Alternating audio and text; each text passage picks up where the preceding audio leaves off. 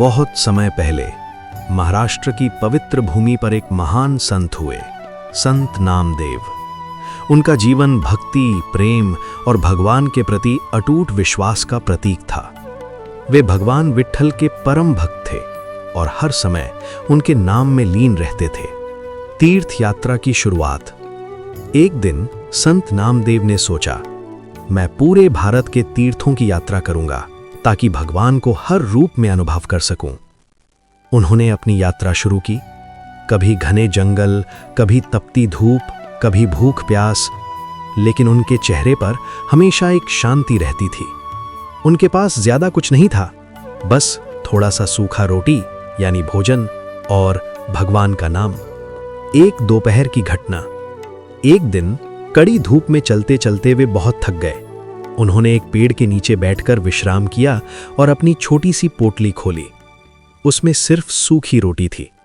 जैसे ही वे खाने वाले थे, तभी अचानक एक दुबला पतला भूखा कुत्ता आया और झट से रोटी उठाकर भाग गया। आम इंसान क्या करता? कोई भी सामान्य व्यक्ति होता तो शायद गुस्सा करता, कुत्ते को भगाता या उसे पत्थर मारता। लेकिन संत नामदेव ने जो किया वो इतिहास बन गया। नामदेव का अद्भुत प्रेम। जैसे ही कुत्ता भागा, संत नामदेव उसके पीछे दौड़ पड़े। लेकिन ध्यान दीजिए, वो उसे मारने के लिए नहीं दौड़े थे। वो अपने हाथ में घी लेकर दौड़ रहे थे और दौड़ते हुए कह रहे थे, अरे प्रभु, रोटी तो ले गए, लेकिन उसमें घी तो लगा लेने दीजिए। सूखी रोटी कैसे खाओगे? दिव्य अनुभव। ये दृश्य देखकर आसपास के लोग स्तब्ध रह गए। उनके लिए वो एक साधारण कुत्ता था, लेकिन संत नामदेव के लिए वो स्वयं भगवान थे। उन्हें हर जीव में वही दिव्यता दिखाई देती थी। उस क्षण उनकी भक्ति केवल पूजा नहीं रही, वो साक्षात अनुभव बन गई। वास्तविक ज्ञान का जन्म। ये कहानी हमें एक गहरा सत्य सिखाती है।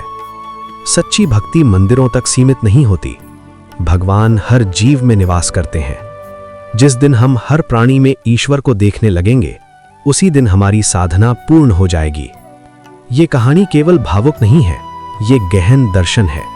ये वसुधैव कुटुंबकम का साक्षात उदाहरण है। ये बताती है कि धर्म केवल कर्मकांड नहीं, बल्कि करुणा है। ये हमें सिखाती है कि ईश्वर को ढूंढना नहीं, पहचानना होता है। आज के समय में इसका महत्व। आज हम मंदिर जाते हैं, पूजा करते हैं, लेकिन क्या हम किसी भूखे इंसान या जानवर को देखकर रुकते हैं? संत नामदेव हमें याद दिलाते हैं, अगर तुमने किसी भूखे को खाना नहीं खिलाया तो तुम्हारी पूजा अधूरी है। भगवान मंदिरों में नहीं छुपे हैं, वो तुम्हारे सामने खड़े हैं, कभी एक भूखे इंसान के रूप में तो कभी एक बेजुबान जानवर के रूप में। उन्हें पहचानो, यही सच्ची भक्ति है। अगर आप भी ऐसी कहानियों से अपने जीवन को बदलना चाहते हैं तो अभी सब्सक्राइब करें, क्योंकि यहाँ हर कहानी आपको भगवान के और करीब ले जाती है।